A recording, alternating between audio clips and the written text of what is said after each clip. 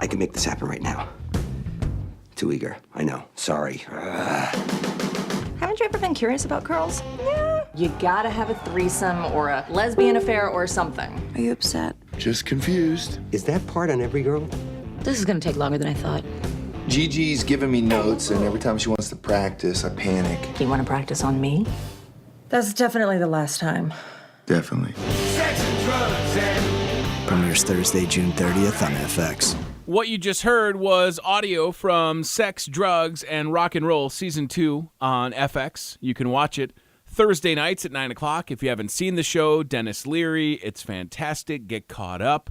And one of the stars, his name is John Corbett. He's on the MPW Digital TV Celebrity Hotline from movies like My Big Fat Greek Wedding and TV shows like Sex and the City and Northern Exposure. John, what's up, man? Tony, how are you? I'm doing good. Thank you very much. Welcome, by the way, to the great state of Iowa via telephone. Iowa. I didn't even think you guys were on the schedule today, and now I'm talking Iowa. Boy, that's cool. Yeah, man. It's good to have you on. I want to give you a compliment because I'm officially caught up with Sex, Drugs, and Rock and Roll, and dude, the show is fantastic. I love it.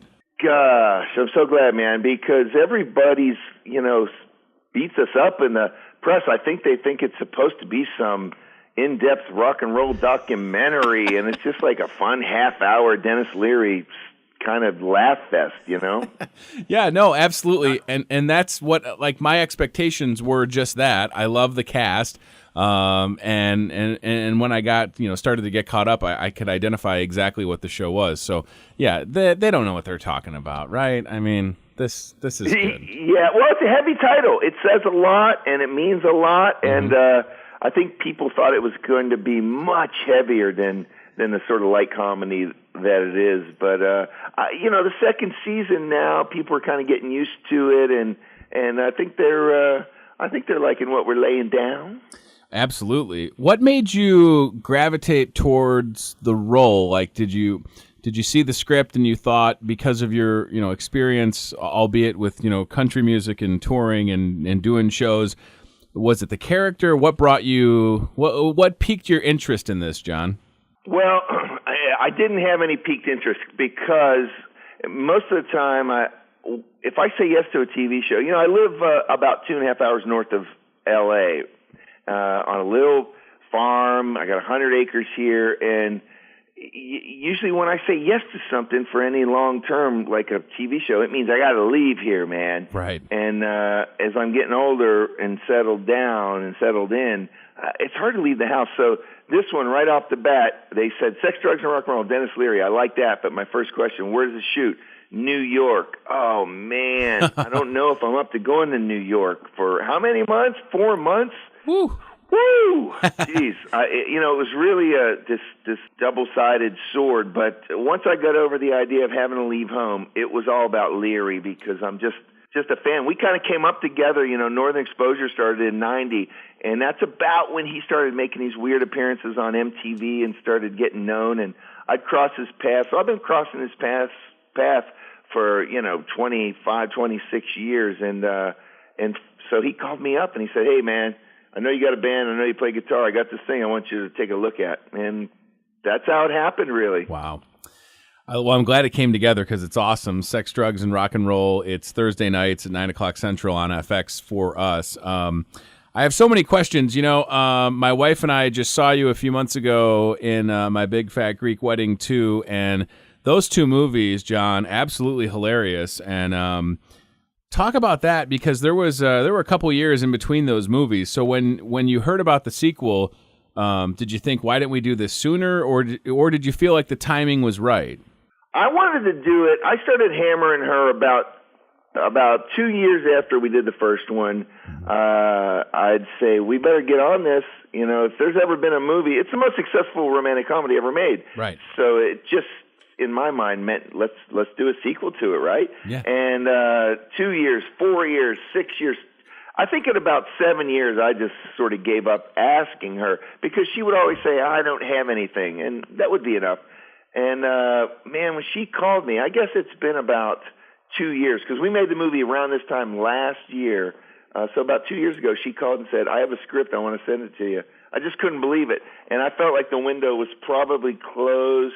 I didn't know how old the mom and dad would be and how, if they could even, I know they're getting close to their 80s. Right.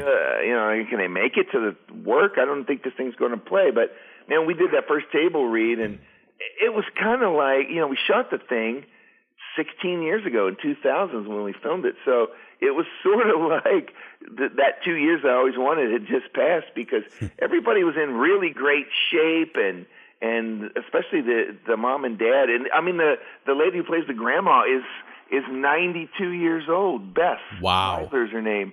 And it was like doing reshoots for her. It was crazy, man.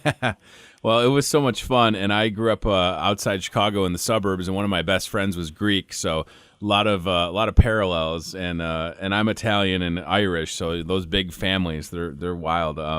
So I just want to read you some comments off social media. People excited that you were going to be on the radio. Is that cool?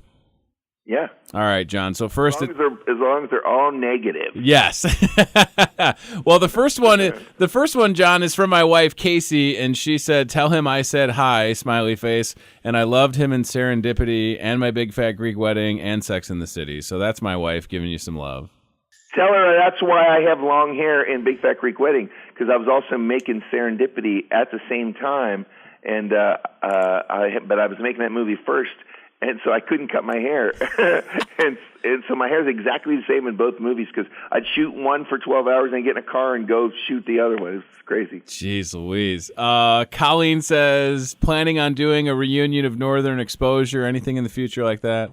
Boy, that's another one of the things that we were just talking about. A couple of those actors, John Cullum, who played Halling, the bartender, and Barry Corbin, who was Maurice, the old guy who owned the town. They're getting up there now. They've got to be in their 70s. And if there's ever a time, man, it's got to be soon. I actually talked to Rob Morrow not too long ago and said, you think there's a chance we could ever do one? And, it's sort of out of our hands because that thing's owned by Universal and CBS. And, once those guys sort of move on, you kind of can't get that back from them to say, let's do a little bit of a reboot. So I don't think that window's ever going to open, really, which is a shame.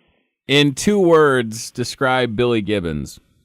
Hilarious and thoughtful. Really? Yeah. God.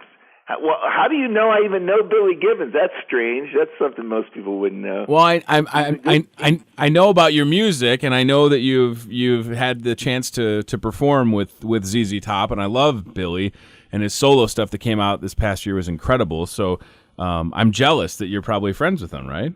God, I'm really good friends with Billy Gibbons. I can't believe it. His card, he's got this little card that he hands out, and he says, Billy Gibbons.